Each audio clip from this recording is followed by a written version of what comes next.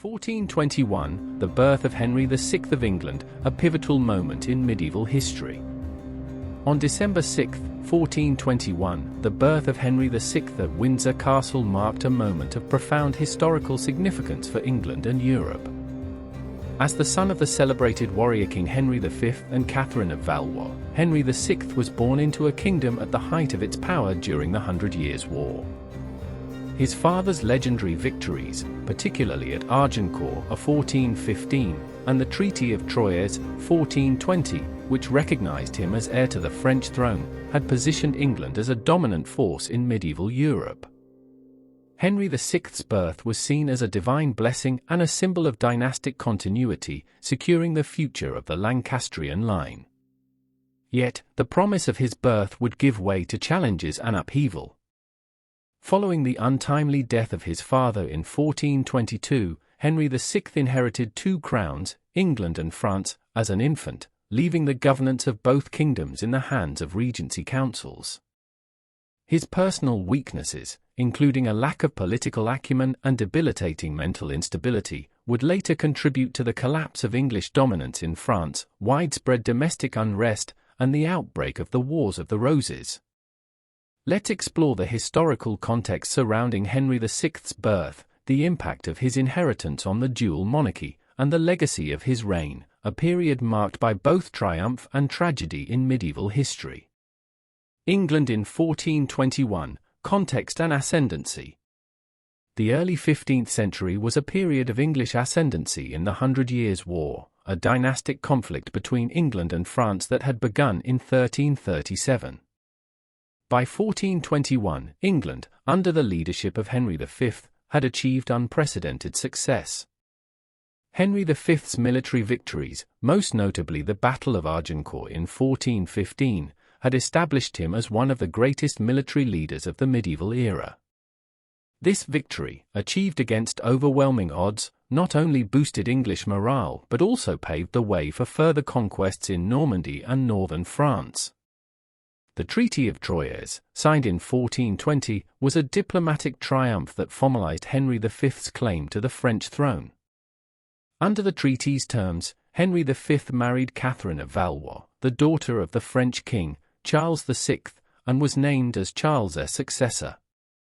This agreement effectively disinherited the Dauphin, Charles, and sought to unite the crowns of England and France under the Lancastrian dynasty. Despite these successes, the political and military situation in France remained precarious. French resistance, led by loyalists to the Dauphin, persisted, particularly in the southern regions. The alliance with Burgundy, a critical partner in England's campaigns, was tenuous and would later collapse. Domestically, England faced the economic and social pressures of prolonged warfare. Heavy taxation, recruitment demands, and a growing sense of war fatigue posed challenges to maintaining national unity.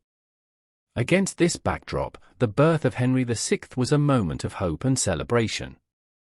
As the heir to both the English and French thrones, he represented the fulfillment of Henry V's vision of a united Anglo-French kingdom. However, the realities of governing such a vast and diverse realm would prove insurmountable. The birth of Henry VI, symbolism and challenges. Henry VI was born at Windsor Castle, a fortress steeped in royal history and a symbol of English kingship. His mother, Catherine of Valois, was a French princess whose marriage to Henry V symbolized the union of two great dynasties. However, Catherine's role in the English court was limited by her foreign origins and her young age. She was only 19 at the time of Henry's birth. Henry V, preoccupied with his campaigns in France, was absent during his son's birth, underscoring the demands of the dual monarchy. The birth of a male heir was greeted with widespread celebration in England. Bells rang in cathedrals, and proclamations hailed the infant prince as the future ruler of two kingdoms. Yet, even at this moment of optimism, there were underlying concerns. The dual monarchy envisioned by the Treaty of Troyes relied on the presence of a strong and capable monarch to bridge the cultural, legal, and political differences between England and France. The birth of a prince, while symbolically significant, did little to address the practical challenges of uniting two distinct kingdoms. Henry VI's infancy was shaped by the absence of his father, who continued his campaigns in France until his death in 1422. Catherine of Valois, while devoted to her son, had little influence over his upbringing or the governance of the realm. After Henry V's death, her remarriage to the Welsh courtier Owen Tudor further marginalized her role in English politics. This union, however, would have significant long-term implications, as it established the Tudor dynasty that would later rise to power. The transition from hope to crisis. The untimely death of Henry V in August 1422 transformed Henry VI's birth from a symbol of hope to a source of uncertainty. At just 9 months old, Henry VI became the youngest monarch in English history, inheriting 2 crowns under vastly different circumstances. In England, his position as king was secure, but in France, his claim was contested by the Dauphin Charles, who refused to recognize the Treaty of Troyes and continued to assert his right to the throne. The governance of England and France during Henry VI's minority was entrusted to regency councils. In England, the Duke of Gloucester served as Lord Protector, while in France, the Duke of Bedford acted as regent and military commander. Both men were competent leaders, but they faced immense challenges in maintaining control over the dual monarchy. In France, the resurgence of French resistance, epitomized by the rise of Joan of Arc, dealt a significant blow to English ambitions.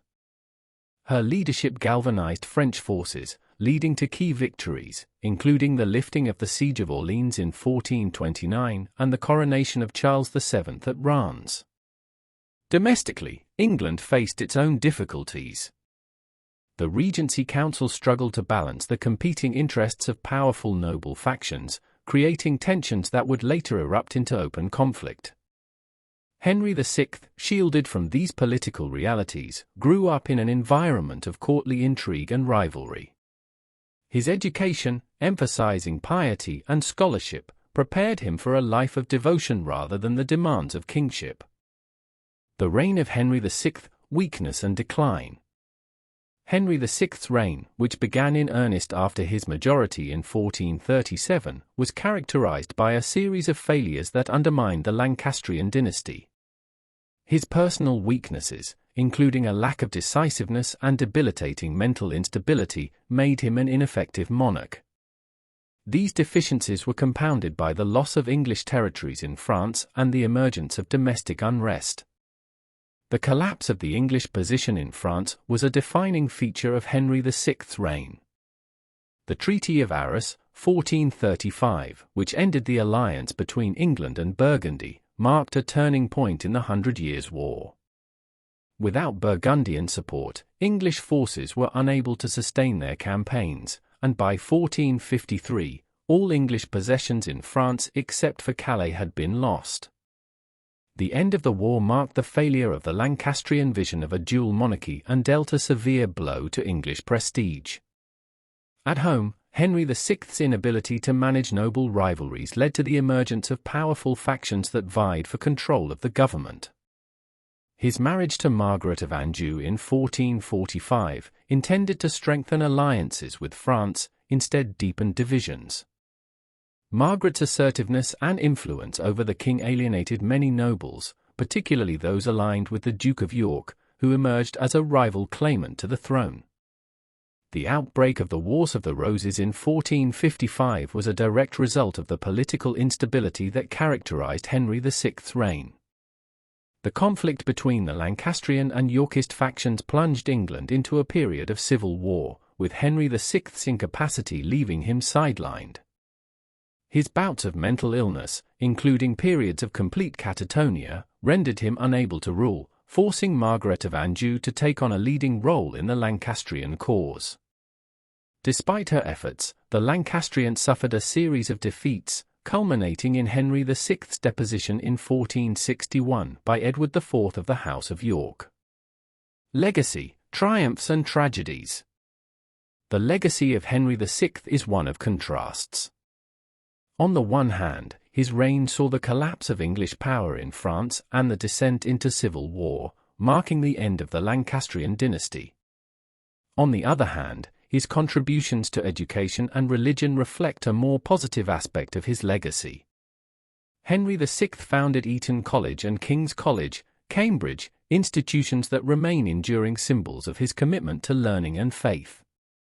Henry VI's piety and devotion earned him a reputation as a saintly figure, even as his political failures tarnished his legacy. After his death in 1471, he was venerated as a martyr by some, particularly among Lancastrian loyalists. His life and reign serve as a cautionary tale about the burdens of kingship and the challenges of governing in a time of war and division. Conclusion. The birth of Henry VI in 1421 was a moment of hope and celebration, symbolizing the height of England's power during the 100 Years' War. Yet his reign revealed the fragility of this vision, as political, military, and personal challenges undermined the Lancastrian dynasty. From the collapse of English ambitions in France to the outbreak of the Wars of the Roses, Henry VI's life was marked by turbulence and tragedy. Despite his failures as a ruler, Henry VI's contributions to education and religion offer a more nuanced perspective on his legacy. His life underscores the complexities of medieval kingship and the limits of individual power in shaping history. The events of 1421 and the trajectory of his reign remain a pivotal chapter in the story of England and its monarchy. Thanks for listening. Like, comment, and subscribe to Medieval Chronicles 1066 for more journeys back to the Middle Ages. Stay curious.